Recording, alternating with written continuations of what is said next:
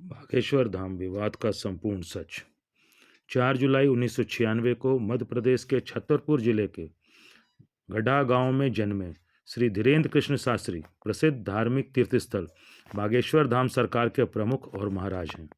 बागेश्वर धाम महाराज के नाम से विश्व प्रसिद्ध पंडित धीरेन्द्र कृष्ण शास्त्री जी भागवत पुराण के अच्छे वक्ता होने के साथ साथ बहुत अच्छे विद्वान भी हैं। सनातन धर्म ध्वज रक्षक और उसके प्रचार प्रसार में लगे पंडित धीरेन्द्र शास्त्री जी बागेश्वर धाम दरबार में लोगों की मन की बात, उनका कष्ट बिना बताए ही जान लेते हैं और उसका समाधान भी बताते हैं। उनके अनुसार भगवान बालाजी का आशीर्वाद और अपने गुरु की कृपा से वो लोगों के मन की बात जान लेते हैं और उसका समाधान भी। जन्म के समय पंडित धीरेन्द्र कृष्ण शास्त्री जी एक सामान्य गरीब परिवार से संबंध रखते थे। उनके पिताजी का नाम करपाल गर्ग और माताजी का नाम सरोज गर्ग है। इनके दादाजी एवं उनके गुरु, जिनका नाम भगवान दास गर्ग था, इन्होंने इन्हें रामायण और भगवत गीता का अध्ययन करवाया और वे स्वयं भी निर्मोही अखाड़े से जुड़े थे। अपना बचपन खेल कूद की जगह भगवान के पूजा पाठ में बिताने वाले श्री धीरेन्द्र कृष्ण शास्त्री जी 9 वर्ष की अल्पायु से ही बालाजी की सेवा में लग गए थे। गुरु के बताए मार्ग का अनुसरण करते थे। जय श्री बालाजी महाराज। मैं हूं संतोष और आप देख रहे हैं आपका अपना YouTube चैनल वृंदावन हाइट्स। विवादों को समझने से पहले आइए जानते हैं बागेश्वर धाम को। बागेश्वर धाम भूत भवन महादेव गढ़ा में स्थित है और चंदेल कालीन सिद्ध पीठ है।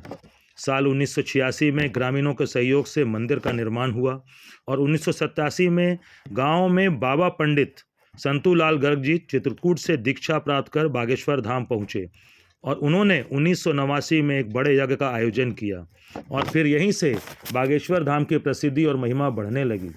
दूर दूर से लाखों भक्त अपनी समस्याओं के निदान के लिए बागेश्वर धाम आते हैं, जिनका समाधान भगवान बालाजी पंडित धीरेन्द्र कृष्ण शास्त्री या कहिए बागेश्वर धाम महाराज के माध्यम से करते हैं। पंडित धीरेन्द्र कृष्ण शास्त्री जी ने समाज सेवा और मानव कल्याण का कार्य करते हुए BA तक की शिक्षा प्राप्त की है। 11 वर्ष की उम्र में पंडित धीरेन्द्र कुमार शास्त्री जी ने अपने दादाजी के दरबार में अर्जी दी और घर की दरिद्रता से मुक्ति पाने का वरदान मांगा और फिर उनके दादाजी ने उन्हें शिष्य के रूप में स्वीकार कर बागेश्वर धाम की सेवा करने का संकल्प दिया। पंडित धीरेन्द्र कृष्ण शास्त्री जी ये मानते हैं कि अपनी गुरु की कृपा से उन्हें ज्ञान और अलौकिक शक्ति प्राप्त हुई है। 2010 में इनके दादाजी का काशी में निधन हो गया। बागेश्वर महाराज जी की कमाई और नेटवर्थ की जानकारी भी जानना जरूरी है। इनकी दैनिक आय 8,000 रुपये से ज़्यादा और लगभग 3.5 लाख रुपये मासिक आय है। इनका नेटवर्थ करीब 19.5 करोड़ रुपए तथा इनकी कमाई का प्रमुख स्रोत कथा वाचन और दिव्य दरबार है। आइए अब जानते हैं उस सच को जो कि नागपुर में कथा और दिव्य दरबार के बाद गुरुजी को फंसाने के लिए किया जा रहा प्रयास है। पंडित धीरेन्द्र कृष्ण शास्त्री जी की कथा वाचन में दिव्य दरबार का भी आयोजन होता है, जहां बिना टोकन के अर्जी लगाई जाती है। नागपुर कथा के बीच में भी 2 दिन दिव्य दरबार लगा था। जब तक दरबार चल रहा था कोई विवाद नहीं था। दरबार के बाद एक संगठन से जुड़े व्यक्ति श्याम मानक ने आरोप लगाया और पुलिस कंप्लेंट भी किया कि नागपुर के कानून के अनुसार बाबा का दरबार जो कि जादू टोना पर आधारित है, बिल्कुल गलत और कानूनन अपराध है। इन्होंने बागेश्वर धाम महाराज को चुनौती देते हुए ये कहा कि वो 10 व्यक्ति लेके आएंगे और आप उनके बारे में सब कुछ बताएं, तब आपको माने। और अगर पंडित धीरेन्द्र कृष्ण शास्त्री ये सब बताने में सफल रहते हैं तो वो उन्हें 30 लाख रुपए इनाम में देंगे। जो कि दिव्य दरबार में होता है वो इन 10 लोगों पर करके दिखाएं। पंडित धीरेन्द्र कृष्ण शास्त्री जी का इस बारे में कहना है कि जब दिव्य दरबार लगा था तब तो वो कहाँ थे और उन्हें किसी को साबित करने की जरूरत नहीं है। सैकड़ों कथाएं और दिव्य दरबार लग चुके हैं जो पूर्णतः सत्य हैं और ये व्यक्ति सनातन धर्म के विरोध की भाषा बोल रहे हैं।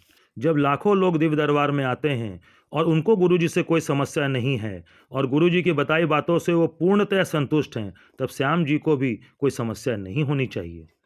श्याम मानक नागपुर में बने कानून के हिसाब से बात कर रहे हैं जो कि जादू टोना के नाम पे बना है, लेकिन दिव्य दरबार में जादू टोना जैसा तो कुछ होता ही नहीं है। हालांकि गुरुजी ने यह भी कहा कि नागपुर के इस कानून का वो सम्मान करते हैं। उनका और दिव्य दरबार का जादू टोना से कुछ लेना देना नहीं है। गुरुजी ये भी कहते हैं कि भगवान श्री राम और भगवान श्री कृष्ण को भी लोगों ने क्या नहीं कहा और वो तो एक साधारण मानव हैं।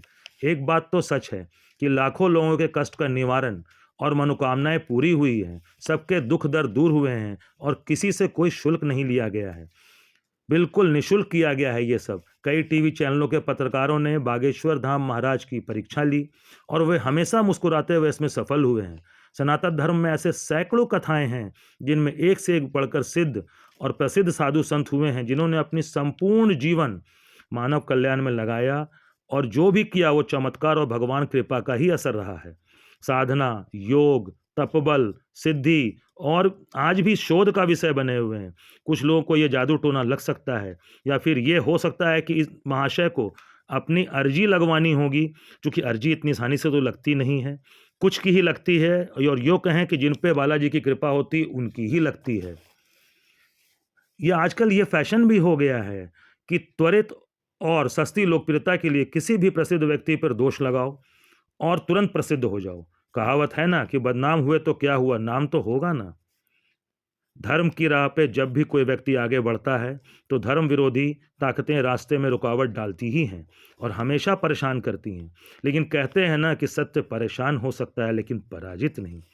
आज एक व्यक्ति की चुनौती पूरी की तो कल कोई और आ जाएगा। आज श्याम मानक हैं, कल कोई और होगा, परसों कोई और। जब तक पंडित धीरेन्द्र कृष्ण शास्त्री जी पर बालाजी की कृपा है और वो सत्य की राह पर हैं, उन्हें कोई पराजित नहीं कर सकता।